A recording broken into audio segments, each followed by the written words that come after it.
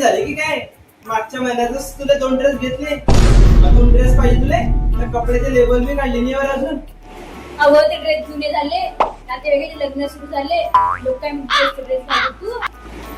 अरे ते लोक काय म्हणतील त्याचं काही घेतलं नाही मला. मग आहे ना ते पैशाचं पाकिट की तरी लग्नाला जात नाही काही. अहो, पैशाच्या पाठीची तोंड उघडलं की सर्वांना आनंद होतो ना.